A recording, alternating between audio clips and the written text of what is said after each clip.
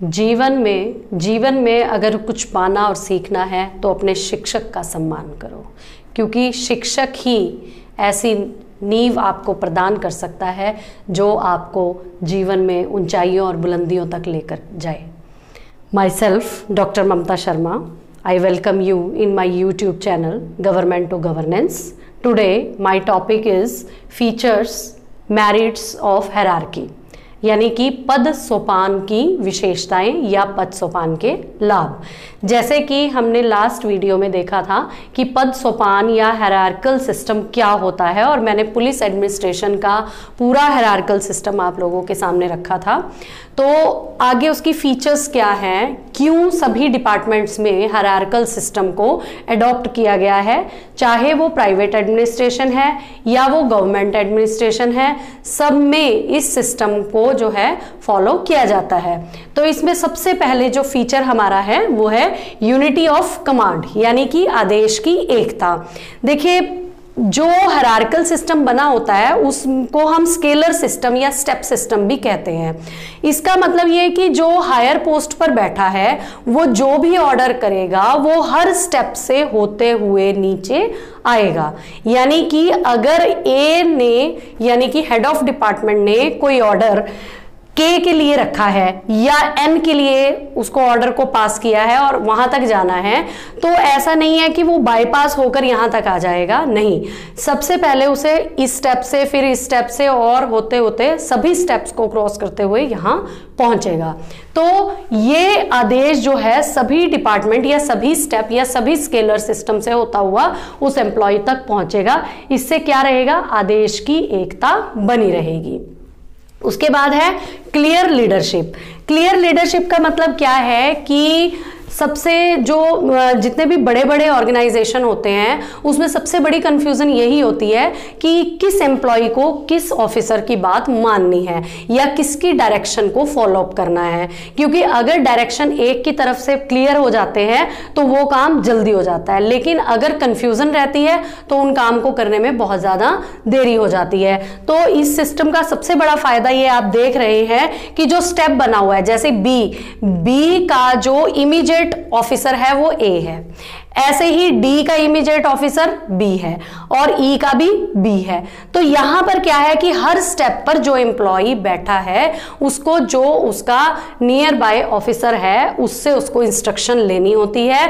ना तो D A से इंस्ट्रक्शन ले सकता है, ना ही डी जो है के को इंस्ट्रक्शन दे सकता है। उसको उसके जो बिल्कुल नियर बाय बी है उससे इंस्ट्रक्शन लेगा, और अपने ऑर्डर को अगर उसने नीचे फॉलो करना है, उसको देना है, तो वो जी को देगा। तो सिस्टम क्या है, एक जो है माला के मोती की तरह एक दूसरे में पिरोया रहता है। तो कोई भी अगर एक मोती भी टूट गया तो माला पूरी टूट जाएगी। तो ये हायरार्किकल सिस्टम का यही है कि सारा जो स्टेप्स हैं वो जो ऊपर वाला स्टेप है उसके नीचे, फिर उसके नीचे, ये सिस्टम से सारा संबंधित रहता है, जुड़ा रहता है।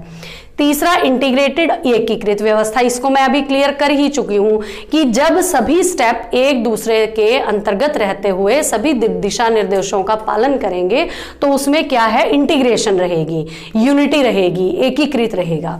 और नेक्स्ट पॉइंट क्या है, वर्किंग थ्रू प्रॉपर चैनल। देखिए, जब तक एक प्रॉपर चैनल नहीं आता तब तक काम की स्मूथनिंग नहीं होती है। कोई भी काम अगर हम देखें तो वही काम लटकते हैं जहां पर प्रॉपर चैनल नहीं होता। तो सभी डिपार्टमेंट्स ने हायरार्किकल सिस्टम को अपना रखा है, इसीलिए क्योंकि जो सिस्टम है वो ऊपर से नीचे तक जो है एक प्रॉपर चैनल के थ्रू चलता है। ना तो कोई इस चैनल को तोड़ सकता है। अगर मान लीजिए कोई स्टेप है, मान लो कोई काम की रिपोर्टिंग यहां से ऊपर जानी है, जैसे कि मैंने आपको बताया डायरेक्शन ऊपर से नीचे और काम की रिपोर्ट नीचे से ऊपर जाती है। तो ये जो नीचे से ऊपर रिपोर्ट जाती है उसमें सभी स्टेप को फॉलो अप करना पड़ता है। तो उससे क्या रहता है कि प्रॉपर चैनल, यानी कि जो इसने काम किया है, अगर इसमें आर के पास रिपोर्ट जानी है तो ये पहले पी के पास जाएगी और पी से हॉरिजॉन्टल जो हायरार्की है उससे होती हुई यहां पर आएगी। तो इसमें भी डिफरेंस है। देखिए, ये वर्टिकल जो इसको हम लंबवत या वर्टिकल हायरार्की बोलते हैं, और यहां पर जो बीच में ये जितने भी एम्प्लॉइज हैं इसको हम हॉरिजॉन्टल हायरार्की बोलते हैं। यानी कि पी इनमें जो है इन सब का हेड है। ये है P के ही समानांतर, लेकिन P इन सबके काम की रिपोर्ट K को करेगा, ये डायरेक्ट रिपोर्ट यहां पर नहीं करेंगे।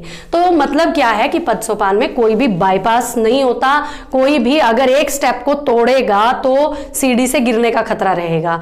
तो वही चीज है कि जो सिस्टम है वो एक प्रॉपर चैनल के थ्रू नीचे से ऊपर और ऊपर से नीचे चलता है।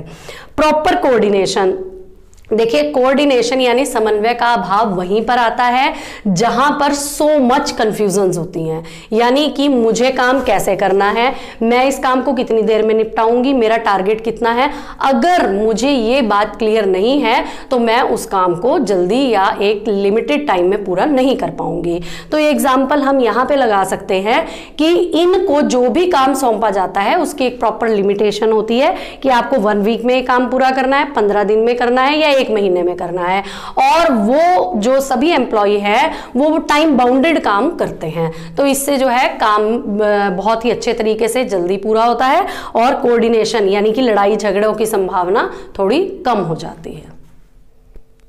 तो देखिए अभी हमने जो पद सोपान व्यवस्था के गुण, मेरिट्स ऑफ हायरार्किकल सिस्टम, उसको देखा है और अब हम इसके डिमेरिट्स पे डिस्कस करने जा रहे हैं। तो पूरी तरह समझने के लिए आप वीडियो को पूरी तरह देखें, एंड तक देखें और इस यूट्यूब चैनल को सब्सक्राइब करना ना भूलें। तो अब डिमेरिट्स का जो फर्स्ट पॉइंट है वो क्या है, मैक्सिमम फॉर्मल रिलेशन। देखिए हमने जब ऑर्गेनाइजेशन को पढ़ा था, ऑर्गेनाइजेशन किस तरह से बनाया जाता है, उसके 2 प्रिंसिपल्स थे, फॉर्मल और इनफॉर्मल। तो यानी कि फॉर्मल प्रिंसिपल या फॉर्मल जो टाइप होता है उसमें रिलेशंस जो हैं एक लिमिटेड जो है एरियाज के अंदर बनाए जाते हैं। जो डिपार्टमेंट में एम्प्लॉयज काम कर रहे हैं उनके ऊपर से लेकर नीचे तक फॉर्मल रिलेशंस होते हैं, उनकी सारी कार्यवाहियों को रिकॉर्ड किया जाता है, उनकी पर्टिकुलर ट्रेनिंग होती है।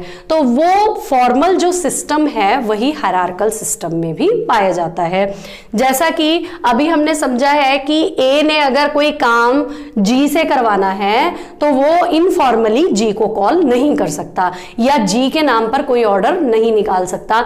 तो सबसे पहले उसे फॉर्मली बी के नाम पर ऑर्डर निकालना पड़ेगा और बी सी के डी के नाम पर ऑर्डर निकालेगा और डी आगे इसके नाम ऑर्डर निकालेगा। तो ये पूरा सिस्टम बहुत ज्यादा फॉर्मल हो जाता है, यानी कि जो पर्सनल रिलेशन है उसको मद्देनजर नहीं रखा जाता, जो फॉर्मल रिलेशन है केवल उन्हीं को ही फॉलो किया जाता है। और नेक्स्ट है रेड टेपिज्म। रेड टेपिज्म का मतलब क्या है, कार्यों में देरी। यानी कि देखिए जब फॉर्मल रिलेशन होंगे तो कार्यों में देरी होनी पक्की है, क्योंकि फॉर्मल सिस्टम के अंतर्गत जो काम अगर 2 दिन में होना था या 3 दिन में होना था वो काम 15 या 20 दिन में होता है। क्योंकि वही सिस्टम है कि अगर कोई भी फाइल डी ने पास करनी है और यहां से फाइल लगाई गई है तो वो डायरेक्ट डी के पास नहीं जाएगी, वो पहले इनकी टेबल पर आएगी, फिर इनकी टेबल पर आएगी, फिर यहां पर आकर फिर यहां जाएगी। ऐसे ही जब वो इस फाइल को पास कर देंगे, अप्रूव कर देंगे, वो भी अप्रूवल भी इनको ऊपर से अपने जो अदर हायरार्किकल सिस्टम है वहां से लेनी पड़ेगी और फिर दोबारा से सभी स्टेप को क्रॉस करती हुई ये फाइल यहां पर पहुंचेगी। तो फाइल के आने और जाने, इसी में रूट इतना लंबा हो जाता है कि जो काम करने का जो एक रेलिवेंसी होती है वो रेलिवेंसी सारी खत्म हो जाती है कि सड़क टूटी हुई है और उस पर लगातार एक्सीडेंट होते जा रहे हैं, लेकिन अप्रूवल के बिना वो सड़क बनेगी नहीं और अप्रूवल लेने में 1 महीना लगेगा। तो ये अंदाजा लगाया जा सकता है कि उससे कितनी हानि आम पब्लिक को होगी। तो अगला है लैक ऑफ फ्लेक्सिबिलिटी।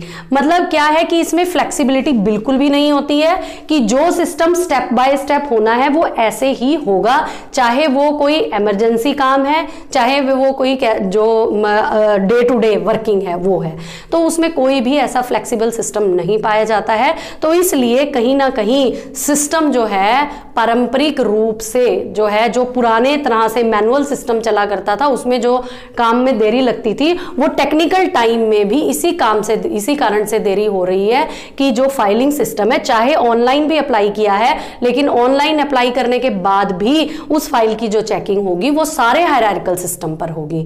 तो इसलिए जो फ्लेक्सिबिलिटी है वो बहुत कम है, जो इसका सबसे बड़ा दोष है।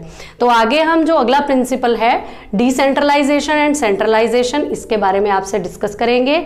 तब तक के लिए धन्यवाद। जय हिंद।